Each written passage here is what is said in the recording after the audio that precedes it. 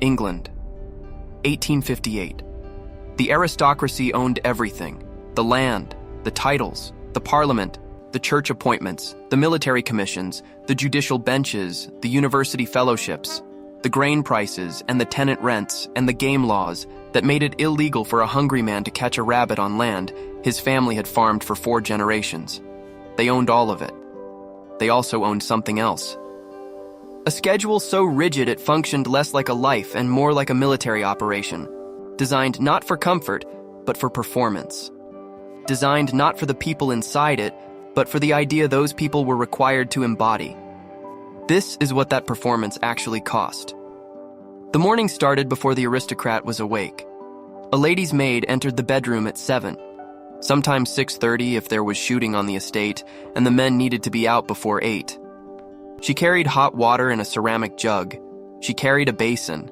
She carried the 18 separate items required to dress a woman of rank: the chemise, the drawers, the corset cover, the petticoat, the crinoline or bustle depending on the decade, the dress, the collar, the cuffs, the pins, the hair implements, the gloves, the shoes with their specific buttons requiring a specific hook. The corset alone took 2 people to fasten correctly. 2 people. Every single morning.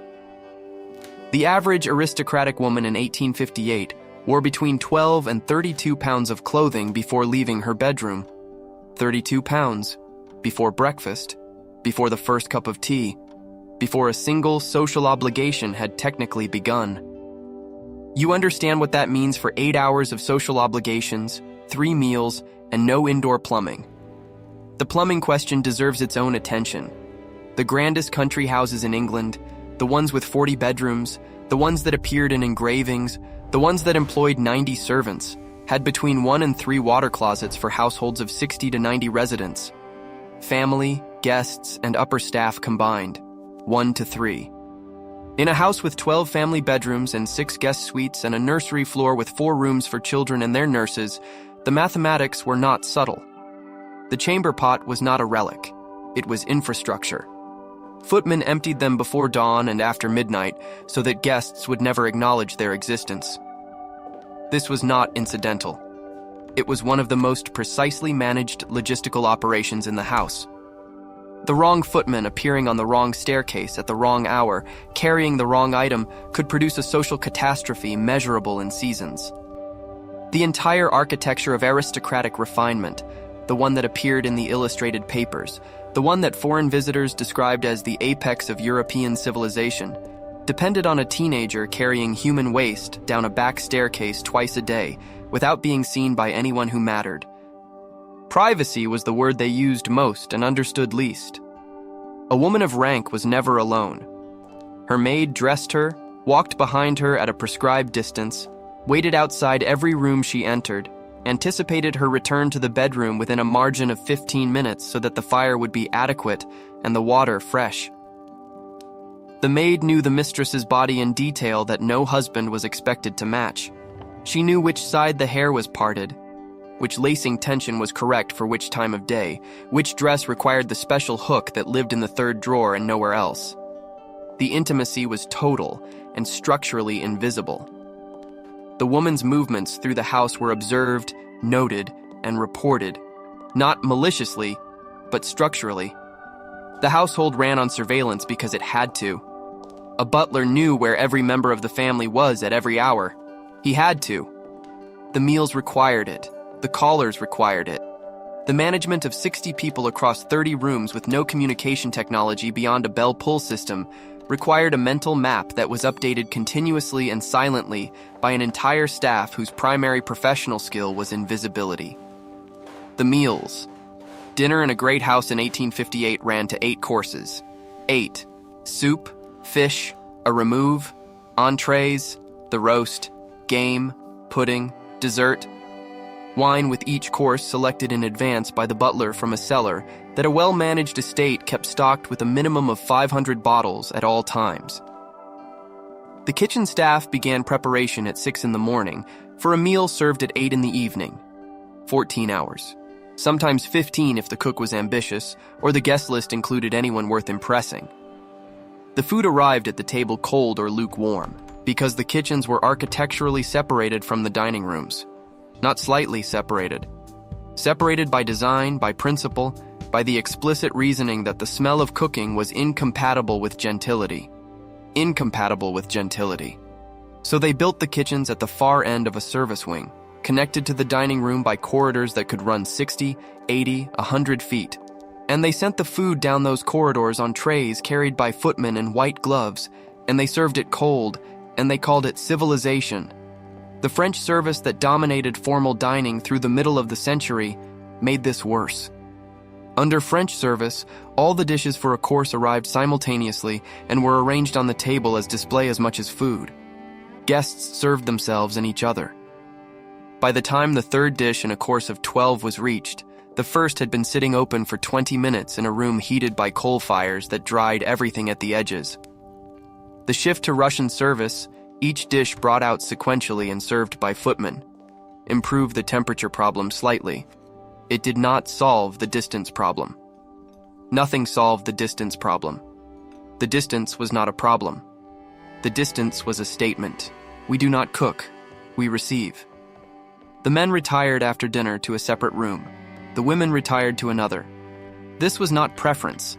It was law, social law, which in 1858 carried more enforcement than most written statutes.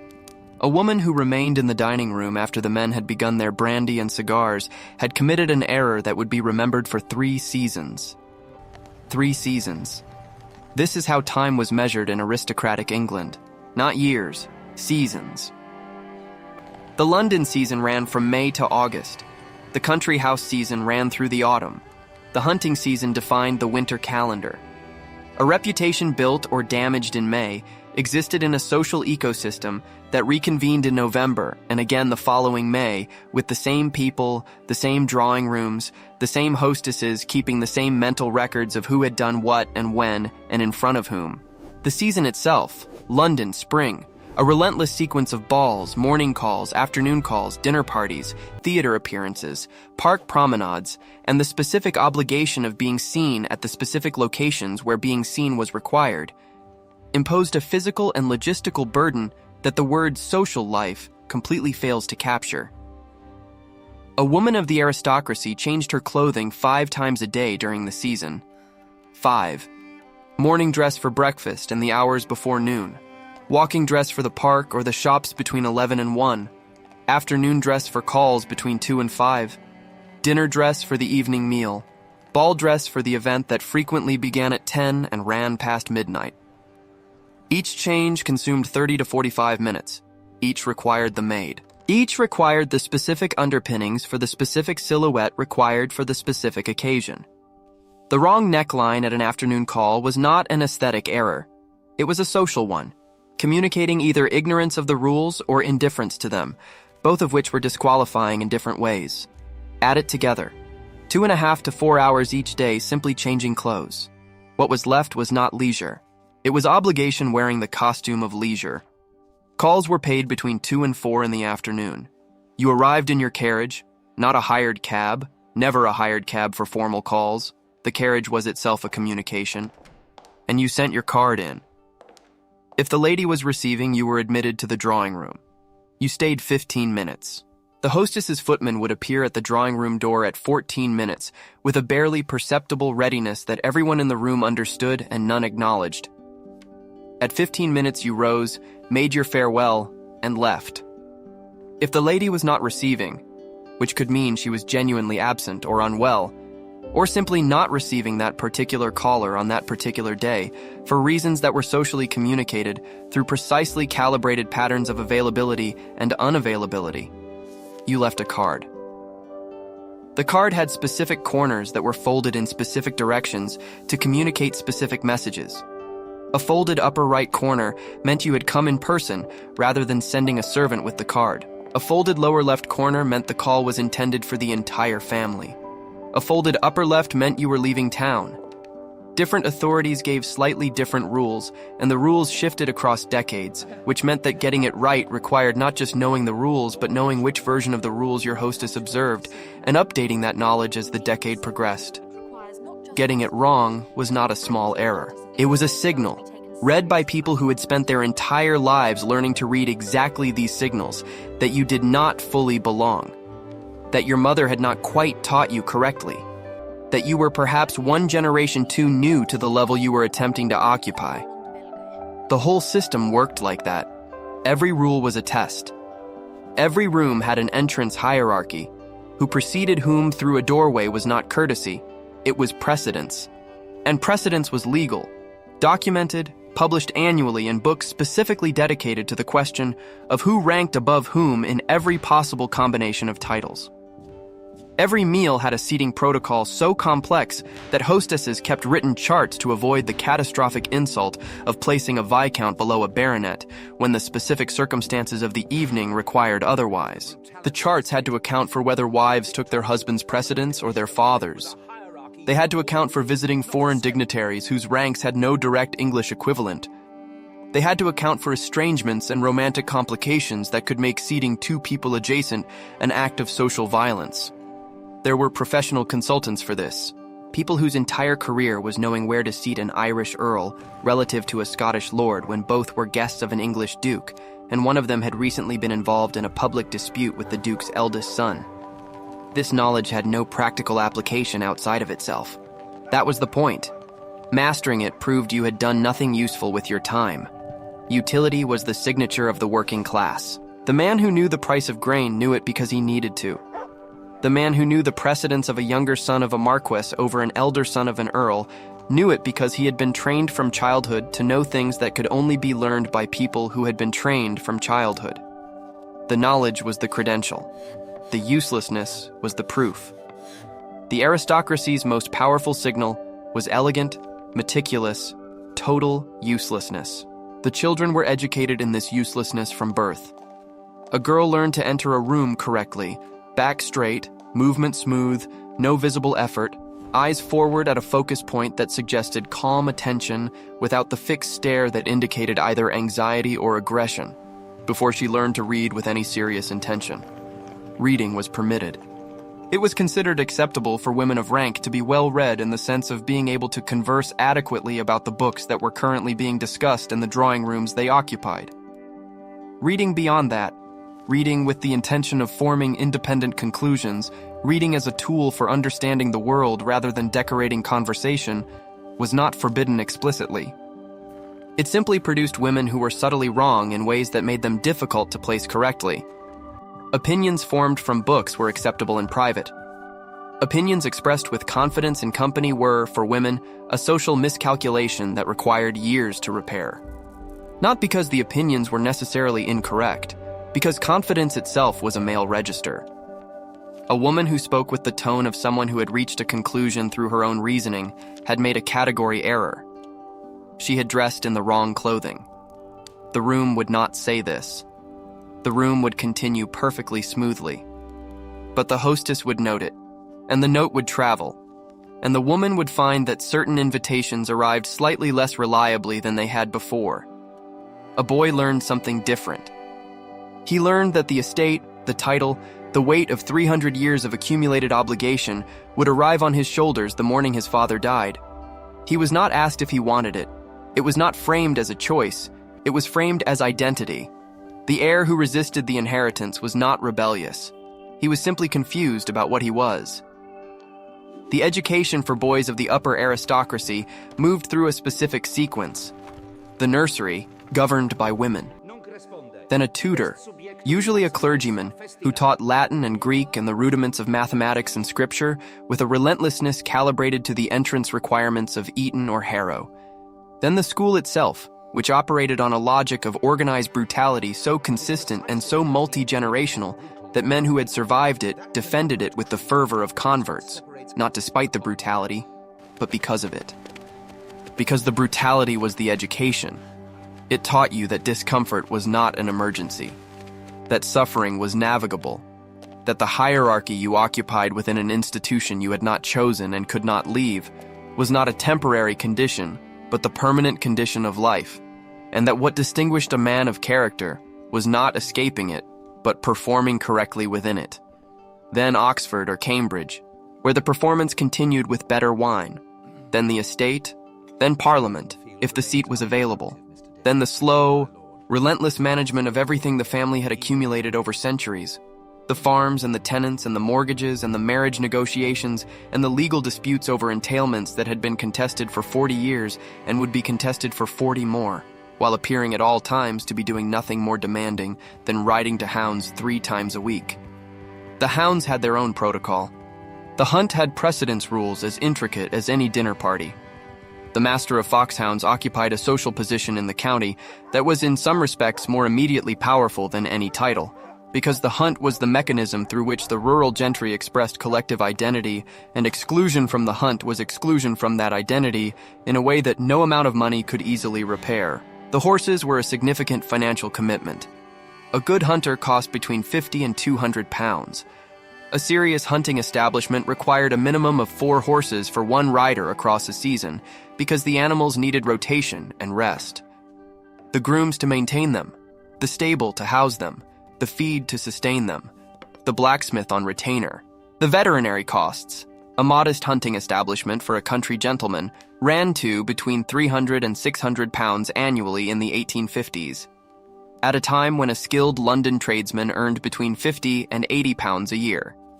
300 to 600 pounds for the horses, not the house, not the staff, not the entertaining, not the London season, not the daughter's presentation at court, which required specific dress, a specific sponsor, specific fees, and the navigation of a waiting list managed by the Lord Chamberlain's office that could run to several years. The presentation at court, a girl's formal entry into the social world that would determine her marriage, and through her marriage, everything that followed.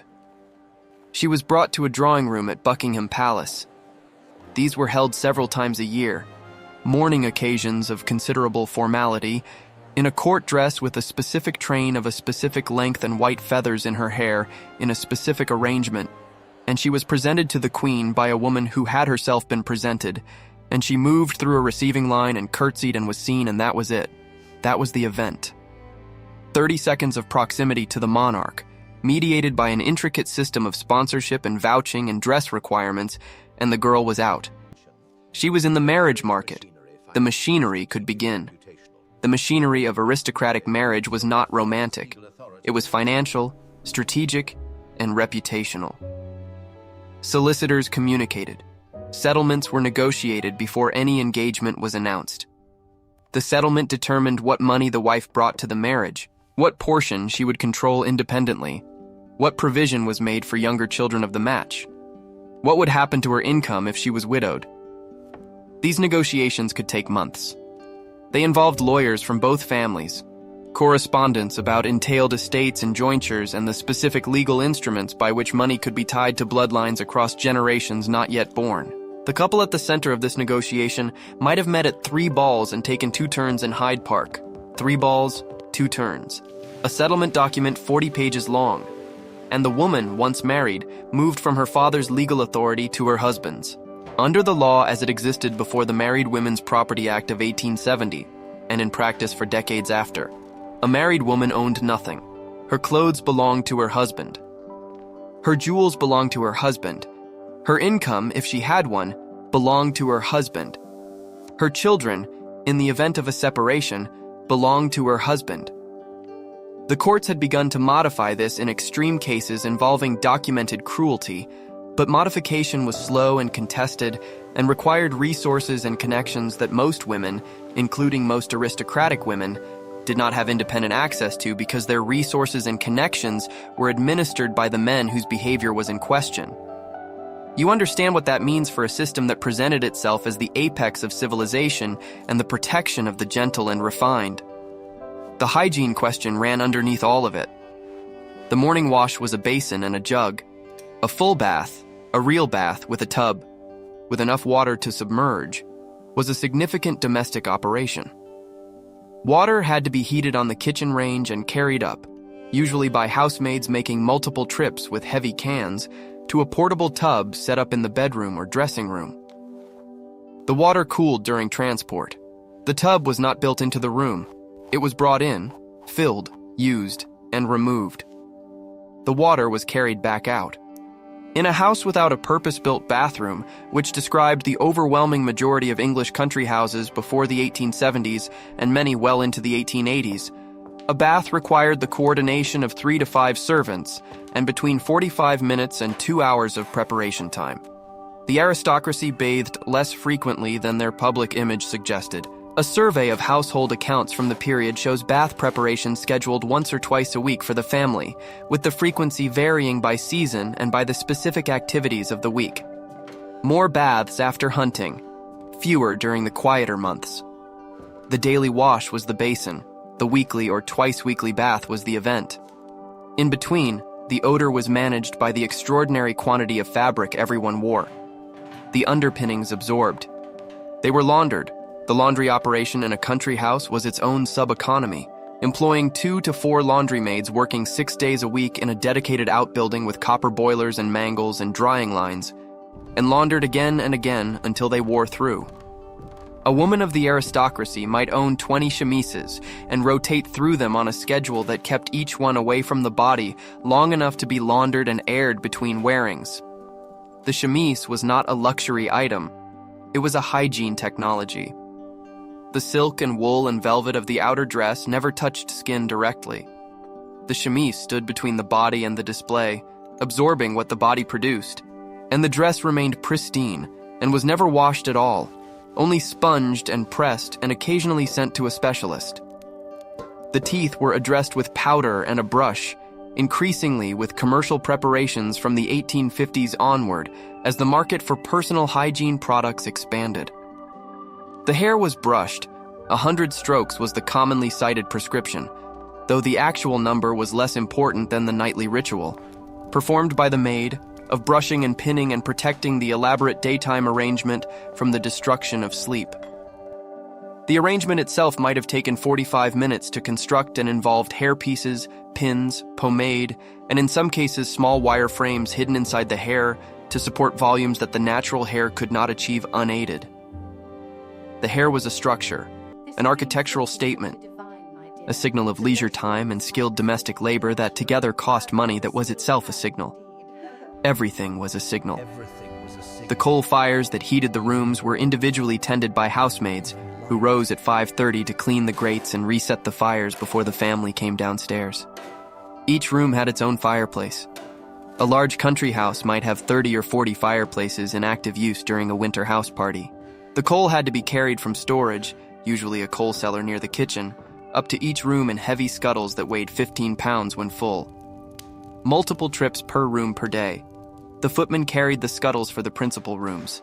The housemaids carried them for the upper floors. The house was warm in the rooms where fires burned and cold everywhere else, which meant that moving through the house, through corridors, through the hall, through the back stairs, was a constant movement between warmth and cold that the family barely noticed, and the servants lived inside all day. The servants slept in rooms at the top of the house or in the basement. The attic rooms were poorly insulated. The basement rooms received no direct sunlight, and the natural ventilation was limited. The staff had their own hierarchy, their own dining arrangements, their own social protocols almost as elaborate as the families above them. The butler and housekeeper dined separately from the footmen and housemaids, who dined separately from the kitchen staff and the scullery maids, who in a large house might be 11 or 12 years old and sleeping in a room shared with 3 others and rising before anyone else in the house to begin the work that would make the day possible. 11 or 12 years old, rising at 5, to make possible a day that would be described by the people whose day it was as the natural order of things. The natural order. That phrase recurred constantly in the literature of the period, in the sermons, in the etiquette manuals, in the private correspondence of men and women who had benefited enormously from an arrangement they had never been asked to design and would never be asked to evaluate. The natural order was the phrase used when something was too important to argue for and too fragile to examine, because examination revealed the engineering.